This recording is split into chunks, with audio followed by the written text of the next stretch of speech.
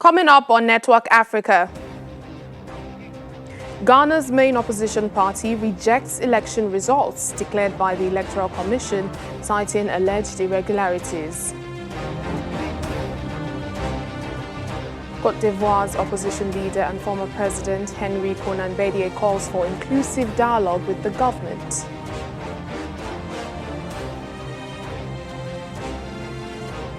Plus, Health Minister of South Africa says the country now officially is experiencing the second wave of COVID-19.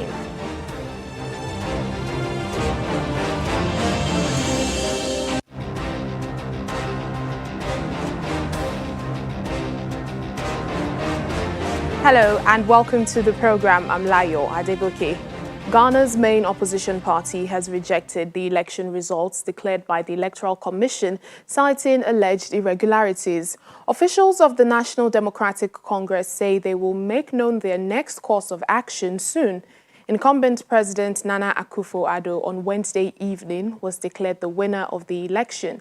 He won by a slim margin, securing 51.59% of the total votes cast, while opposition leader former President John Mahama secured 47.36%.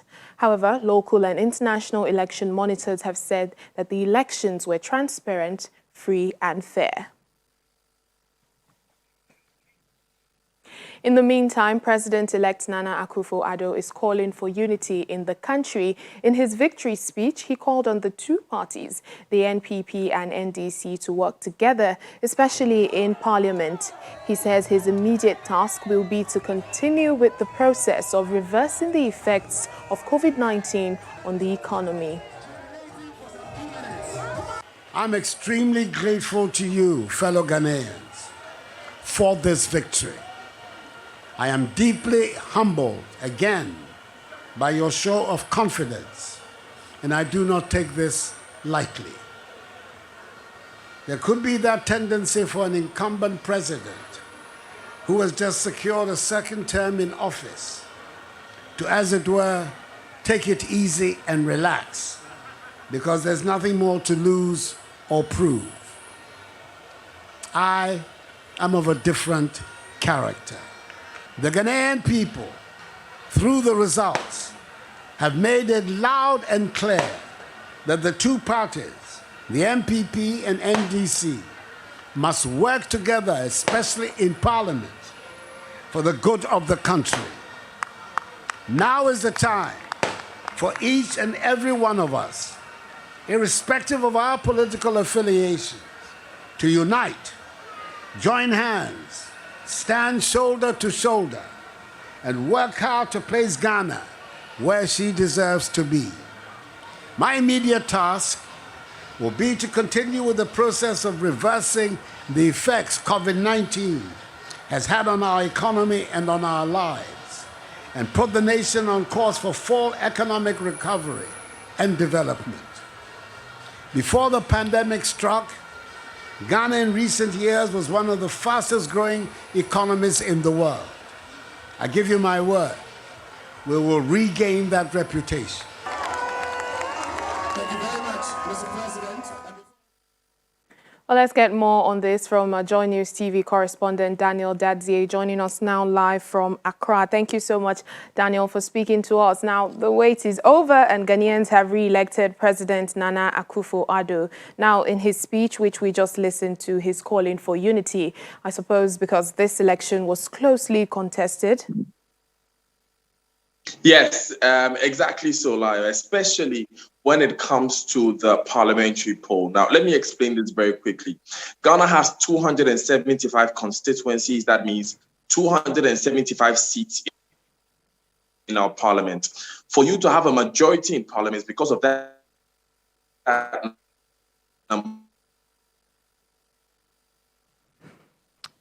you need at least 130. Governing NPP, the new Akufo-Addo's party, had those seats.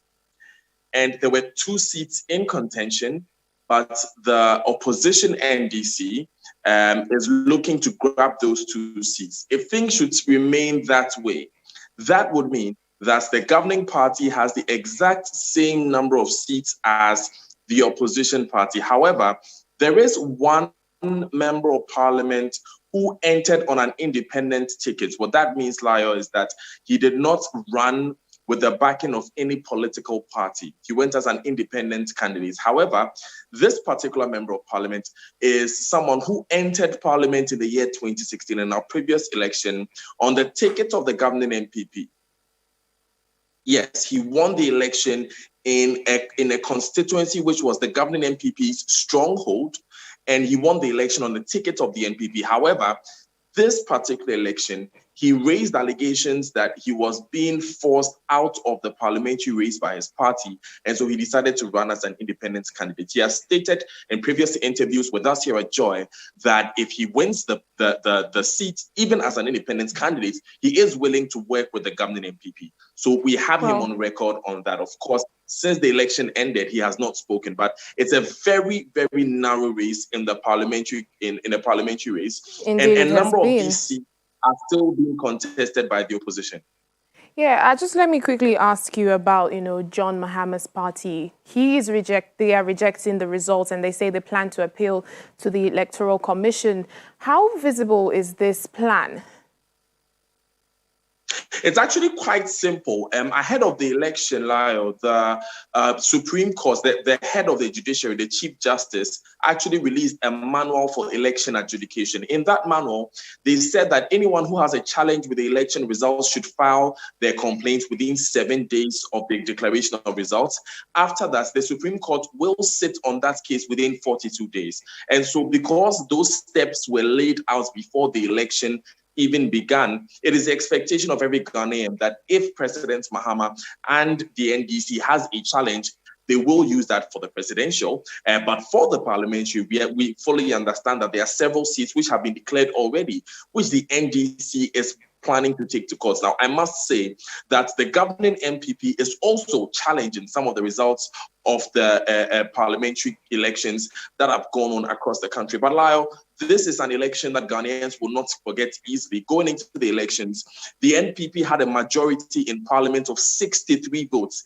The NPP lost about 33 of those seats during the election. And it is said that the NDC also lost about 18 of those seats. It's unclear what the total tally is for both parties. But a majority of 63 has shrunk to almost a majority of 1 or 2 seats. And that is definitely something that most Ghanaians will not forget. All right, then. Thank you so much, Daniel Dadzie, Joy News TV correspondent. Thank you for those updates. Thank you. Well, in Cote d'Ivoire, opposition leader and former President Henry Konan Bédié is asking for an inclusive dialogue with the government after the disputed election in October. President Alassane Ouattara was re-elected for a controversial third term that sparked political violence across the country. Mr. Bédié is also calling for the release of all people who were arrested in protests held before and after the elections. The opposition leader said the proposed talks must be supervised by international organizations like the United Nations. Well, as part of efforts towards the Somali polls, the government have begun training members of the regional electoral commissions. This is despite some states not submitting representatives to the polls body.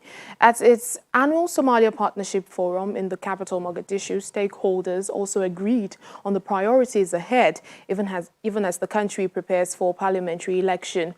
Representatives from the federal government will be trained alongside those from Hira Shabelle and Southwest regions. The federal government of Somalia has already embarked on a process to draft a roadmap for universal suffrage election to take place in 2024-2025. The process will require engagement with a range of key stakeholders, including our federal member states, civil society, political parties, to ensure inclusive and credible election in the future. We believe it's very important that the progress achieved on the non-contentious issues be secured prior to the end of this Parliament so that it is not necessary to start over again. This too will require a dialogue between the federal leadership and the federal member states. We hope that can proceed quickly. It will also be important to include women, civil society organizations, and other groups that have in the past been excluded.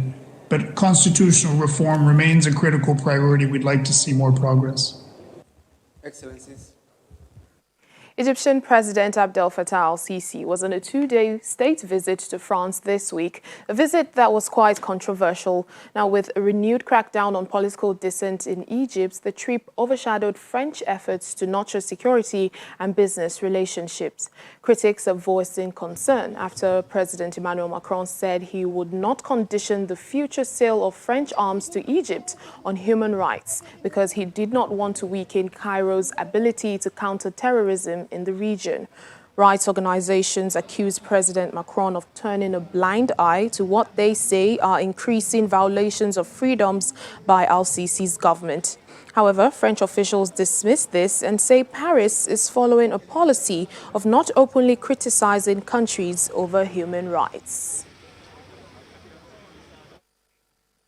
Our foreign policy commentator Colin Nweke joins us now for more analysis on this story. Thank you so much for speaking to us on Network Africa. Let me just go right into it. What do you make of France and Egypt's relationship, especially in the light of this visit?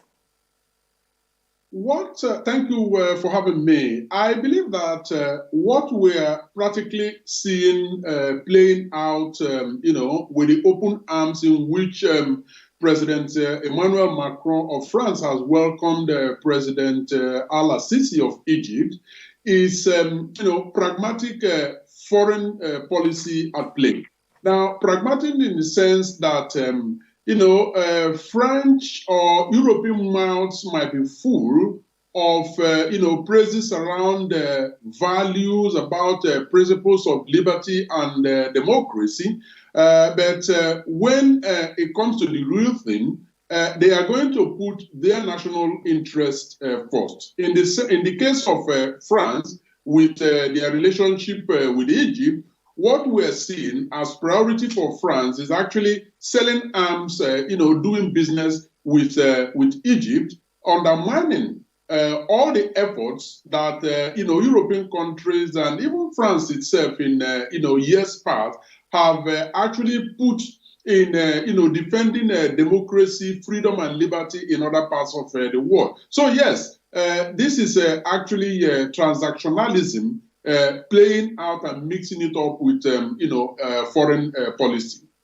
Now, concerning human rights, President al-Sisi's response is that he is working to, secure the future for the Egyptian people. But some analysts are asking, shouldn't this include human rights? Because, the country doesn't exactly have a clean track record when it comes to that. Absolutely. Just to give you a little bit of context, as we speak, Egyptian prison houses a minimum of 60,000 prisoners of conscience. This ranges from individuals, political figures, who dare speak out against the dictatorial tendencies of President al-Sisi. We are talking of, young people who decide that they want to take their futures into their own hands by demonstrating against all sorts of, democratic trampling of their rights and so on and so forth. So yes, you cannot talk of the future of Egypt. And by the way, the future of Egypt rests in the hands of young people. Yet these young people are not given, the space to express themselves and take advantage of, their human rights. And so it is very, very appalling and, of course, condemnable that France will tolerate all of this simply because they want to make a bit of money out of Egypt. So you cannot talk of the future of Egypt without tying it to human rights, and that is why 20 rights organizations have actually, signed a joint statement condemning all that is happening. Yes, that is true. Thank you.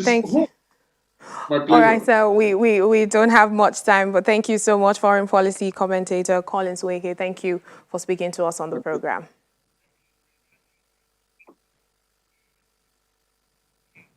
Still ahead on Network Africa.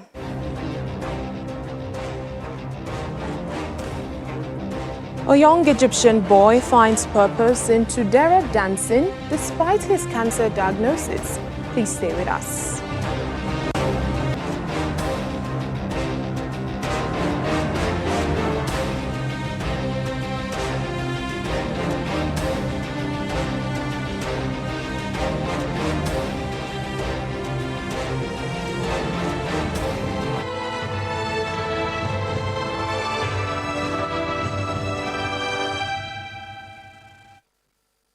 South Africa is said to be officially experiencing a second wave of the COVID-19 pandemic.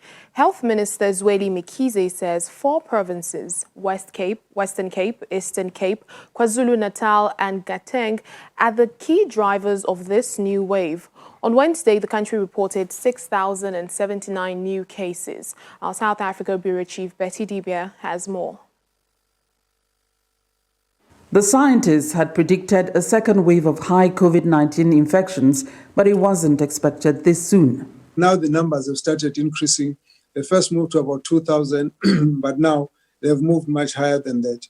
It's important also to highlight that today we've reached the 6,000 mark in terms of new cases, which are giving us a total of 828,592 of cumulative cases today.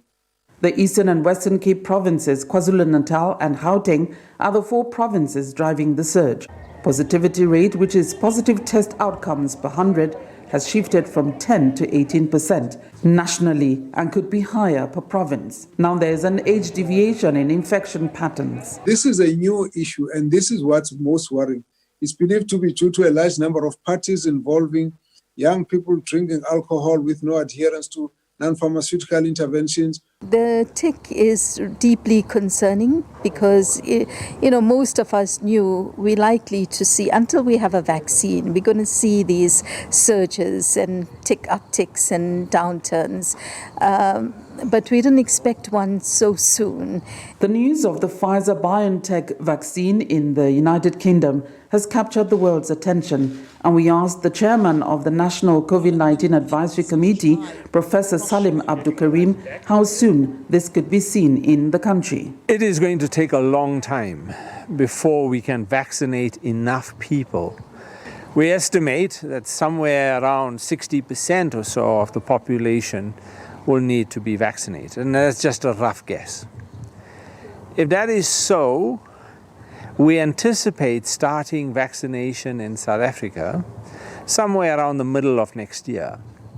It'll probably take us about a year before we can vaccinate 60% of South Africa. The South African government is worried and continues to appeal for adherence to health safety regulations.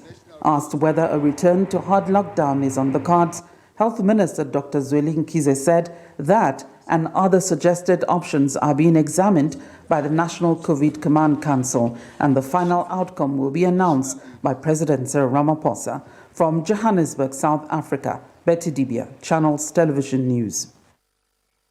Well, health workers in Kenya have held a candlelight session outside the Health Ministry's office to commemorate their fallen colleague, Dr. Stephen Mogushu, who succumbed to COVID-19. 25-year-old Mogushu is said to have died with no health insurance and a 5-month salary arrears owed to him. The gathering is also a protest by the health workers against alleged neglect of health workers by the Health Ministry. At least 14 doctors have died in Kenya since the wake of the pandemic in March. They employ us, the young doctors, on poor pay, on small contracts, and even when we go there, we don't have enough personal protective gear.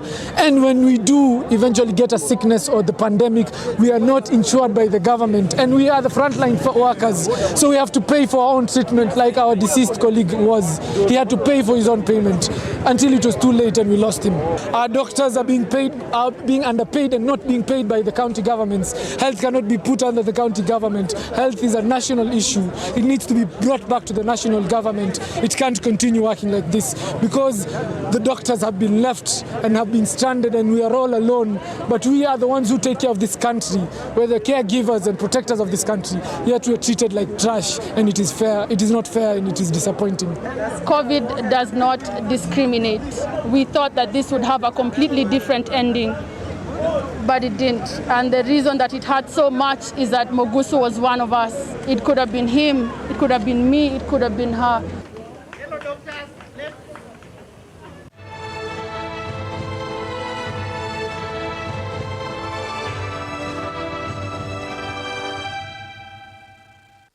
For South Africa's economy, a strong recovery is possible. President Cyril Ramaphosa says the 13.5% rebound in GDP during the third quarter of 2020 shows this, even as the economy remains below its pre-pandemic levels. But economists say although the economy is doing better than forecast, there's still much more to be done to sustain growth.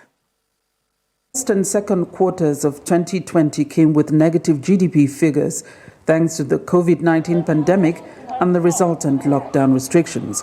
For Q3, there was cautious hope with the easing of lockdown regulations. Our economy rose by 66.1%, seasonally adjusted, annualized. And when we look at the seasonally adjusted, not annualized, it rose by 13.5%, and it has recorded a negative growth 9 months on 9 months, sitting at negative 7.9%, and of course, year on year, sitting at negative 6.0%. Despite the rebound, the economy is still 5.8% smaller than it was at the end of 2019. All industries recorded positive results in the third quarter. Agriculture and government are the only two that have so far weathered the effects of the pandemic. In the short term, there's no question the factors that contributed towards this recovery were a gradual lifting of lockdown restrictions over between May and September, as well as the fact that interest rates had come down by 3% from the beginning of the year through to September. We obviously saw good lift coming through from two sectors, the manufacturing sector and the mining sector. And of course, this reflects pent-up demand. You know, we obviously saw lockdown restrictions cutting off activity in South Africa in the second quarter. And of course, that caused that big collapse in GDP. We also, of course, saw some lift coming through from retail trade as well. Economists say they welcome the government's efforts to revive the economy, but also insist that there's still a lot of work to be done in addressing structural issues, implementing policy reforms, and rooting out corruption. An Egyptian 11-year-old cancer patient practices traditional Tanura dance to keep his spirits high as he battles the harsh illness. Tanura is a Sufi dance that is very popular in Egypt, where the dancer wears long, colorful skirts and fares like hearts. Take a look.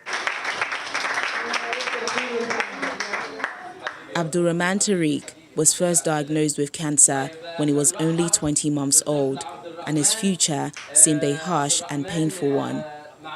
Now, almost 10 years later, the recovering 11-year-old is taken to Tanura dancing to keep his spirits high.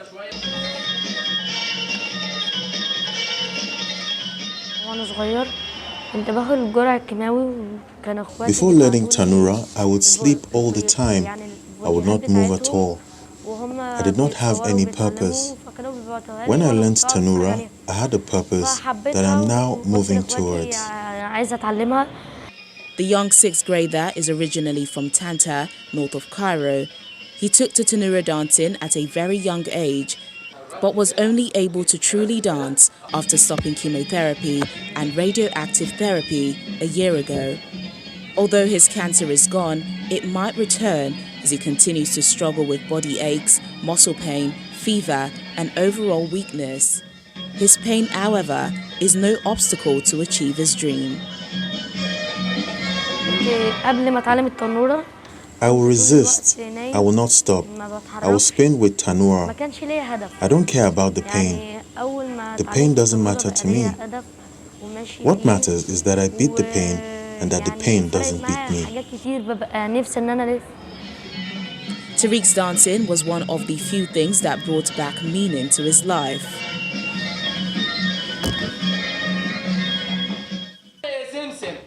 Tariq takes Tunura and acting lessons offered free of charge by a director working at a small theatre in central Cairo. He hopes to be able to study and practice the traditional dance professionally. Tunura is a dance that is very popular in Egypt, where the dancer wears long, colourful skirts and fez-like hats. The skirts are traditionally made of wool, in which dancers whirl for hours around a fixed position.